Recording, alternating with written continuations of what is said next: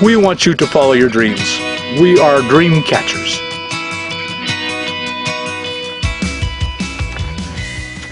Hello everyone, welcome back to our next video. Today we're going to continue our series on getting jobs and paying for yourself, for your life as a nomad, living in a car, van, or RV. Many of you are younger and want to do this, and so you need a job. Of course, if you have a pension, and even if you have a pension or Social Security, it may be too small and you need to supplement it with a job. So we're going through a list of 10 jobs that you can get specifically as a nomad, and that are really tailored to being a nomad, that will support your life as a nomad. This is going to be the 4th job we look at. Originally we worked at the Trilogy, which is campground hosting, the beet harvest, and then Amazon. So are there any jobs that are wintertime and that are not physical? Say you have a disability of some kind, say you're overweight and out of shape, which describes a whole bunch of us, doesn't it? Or you're just simply older and your back bothers you and your knees bother you and you're just not going to be on your feet 10, 12 hours a day. You're just not, you can't. So yes, today we're going to talk about a job that will fit you perfectly. And it's a job you will have never heard of and never thought about, and most of you will just automatically reject it. And I don't know why. I'll address the main concern about it, and that's morality. For some people, they think this is an immoral job. We'll discuss that. And the job simply is poker dealer. And I know, I thought the exact same thing. Come on, I'm not going to be a poker dealer. First, they're all in towns, in casinos. I'm not going to work in a casino in a town. That's not why I become a nomad. No. You are not going to work in a casino. You can argue that that is immoral. There are a lot of people who become addicted to gambling. He gets a paycheck, he stops, cashes it, goes to the casino, loses it all. And by being the dealer, you're contributing to that. But that's not the job I'm talking about. In no way is that the job I'm talking about. You will be a poker dealer, but you will be in tournaments. You see, tournaments have become very, very popular all around the country, and especially in the winter. Most of the poker tournaments are in the winter. There are some summer poker tournaments. The World Series of Poker is in the summer, and this is the granddaddy of them all. But there are many, many that are in the winter. And not only are they in the winter, but they're in the warmest parts of the country in the winter, because that's where people go in the winter to vacation. So they go to a tournament and then they vacation there. So Florida has, and all of the Southeast, Alabama, South Carolina, all that, Georgia, all those places, but Florida in particular, because it's mostly older people and gambling's a big thing, has tournaments. You could travel to Florida on a circuit and work tournaments. Southern California. Lots of money in Southern California, isn't there? Great weather most of the winter. Lots of tournaments in California. And finally, Nevada. Nevada has a lot of tournaments, particularly Las Vegas, but all the small towns have tournaments. And you can work over the winter at tournaments and travel. Also, there are tournaments in Arizona. Phoenix is a big town, Tucson's a big town, and so you can even get jobs in Arizona. So the places where we want to be in the winter have tournaments. Why would you consider? And that gives you the summers off. They're not hard jobs. I mean, you're sitting at a poker table, and they give you breaks, very regular breaks, so that you're not just sitting at a poker table all day and overwhelming yourself with sitting and getting a sore back or anything. They give you breaks. It's a really good job. They take good care of the poker dealers. Only professional poker dealers go to these tournaments. Now, you might be an amateur, but if you go play with the pros, you go knowing you're probably going to lose. It's not a game of chance. It's a game of skill. The best man will win the tournament in the long run. You go play blackjack or in a casino, you're playing against the house. And we all know the house wins in the long run. The great majority of times, the house wins. You're not playing against the house. The house is not involved. They hold a tournament. A casino, for example, might hold a tournament, or even a big motel in a huge conference room. They get a percentage of what everyone puts into the pot, and that's how they make their money. They're not paying against the house. You're playing against other individuals. The guy who is addicted isn't getting in. He can't afford the stakes. These are high stakes games almost always. If he's getting his paycheck, cashing it, going to the casino, he is then not going to this It takes a long time in advance to get in and become a member, and only certain people get in. So that solves the morality issue for me. This isn't the gambling addict who's instead of feeding his children and his family is gambling. These are pros playing against other pros, and it's a game of skill much more than it's a game of chance. So let me tell you the story, my friend. He had been a professional poker player. He was familiar with it, wasn't very good at it, wasn't going to continue doing it. At the end of the year, he didn't come out ahead enough to continue. But he knew about the poker dealers. So he decided to go to the World Series of Poker. And at that time, I think this was 3 or 4 years ago, the World Series of Poker held a class. See, when a tournament comes into town, there aren't enough poker dealers there. They have to bring in poker dealers. So that's why there is a traveling circuit of poker dealers. And once you get in the circuit, all the poker dealers know about it. They're interconnected. Once you're in this circuit, you can go to any tournament and be a dealer there.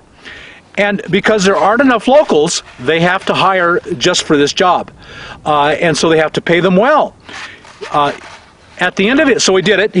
At that time, the World Series of Poker was offering classes to train its own. They no longer do. But there are still plenty of classes, and I'll give you information on how to take classes to become a poker dealer. And once you've got that, you can get into your first tournament, and then you're set. You're in the tournament. You're in the circuit. You'll never have a job problem again getting a job all winter as a poker dealer all over the country. You put on your resume. This is where you've been. You're in. You've got a job for life. And it's not hard, is it? You're dealing poker. You have to have a certain amount of mental acuity, counting ability. The average person can do it. The average person, no matter their physical abilities, can do this. And so he took the World Series of Poker class, passed it. There's a test at the end, and they say you've passed it. You learned all the different kinds of poker and all the rules and all the ins and outs. And I have a blog post, and this friend wrote a blog post, and I posted it with links and information, and so you're going to want to go to that blog post and see the links and get all the information you can on this, because I can't cover it all in one short video. And I don't know. He's the expert, and I'm not. And we also have a ongoing thread on it on my forum that he started and maintains, and as things change, he updates them. And so I'll give you my link at the bottom of the page to my blog post and to that thread forum on my forum. And so he took the class. The class is going to cost you $1,000, $2,000 for this class. You're going to make that back right away. It's training that it's going to more than pay off. And so then he passed, so he got a job at that World Series of Pokers. That one is a long one. Most of them are a week or two at most, 10 days. That one's a very long one. I think it might be 6 weeks total. It's the granddaddy. It's the biggie, World Series of Poker. It's on ESPN, so you know it's big. And so he did that, and it's in Las Vegas. I believe I know it's in the summer. I don't know when it's in the summer. And so he stayed at a cheap motel. He wasn't going to he lives in his van. He wasn't going to live in a van in Las Vegas in the summer. So he got a cheap motel. He averages about $30 an hour. And I'm sorry, I don't remember the details of how many hours a day and how many days a week. I think you're in control of a fair amount of it. But he averaged $30 an hour. And here's the bottom line. After it was all said and done, I think it was 5 or 6 weeks, and he rented an apartment for that whole time, just a cheap apartment he could walk to work. But it was decent, but it was just the cheapest he could find. I think it was actually a motel room, I'm not sure. Go to my blog post. And when it was all said and done, after paying for the apartment, after all of his expenses, he walked away with $11,000 cash. And he could have done more. I mean, he turned down work because there was too much. And so, he'd get too tired and he'd go home. But there were others who made more because they were better, and this was a first gig. And so he made $11,000 cash even after paying for an apartment. He averaged $30 an hour.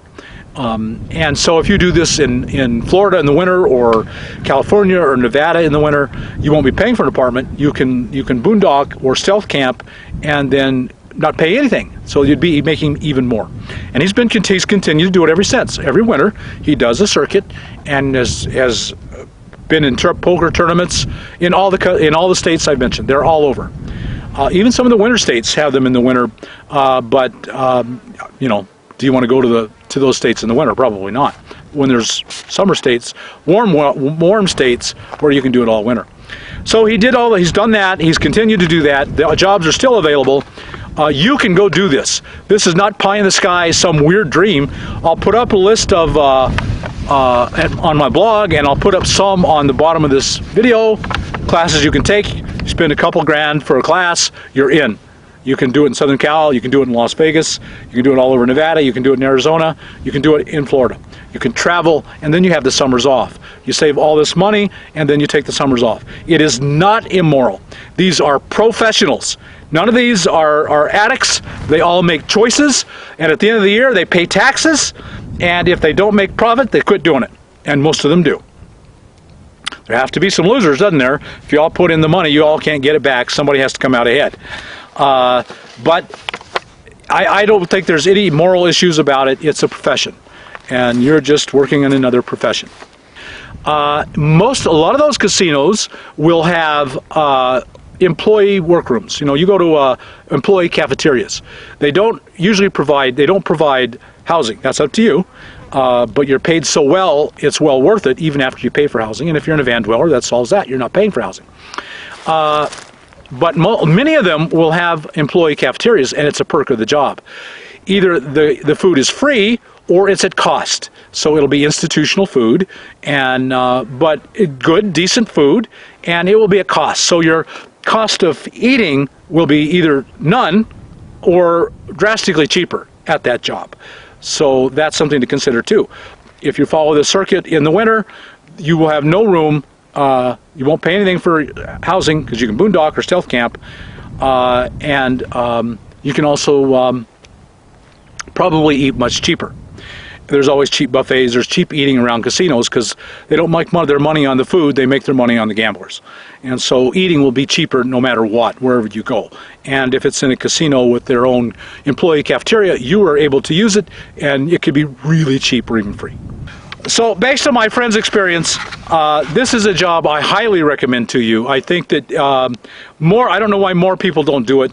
And if you don't want to be the poker dealer himself, again, go to my blog post for more details. If you don't want to be the poker dealer, there are chip runners. And all you have to do then is to be competent on how to handle chips. And what he suggests you do is watch videos. There are videos on chip handling. Of course, there's videos and everything in there.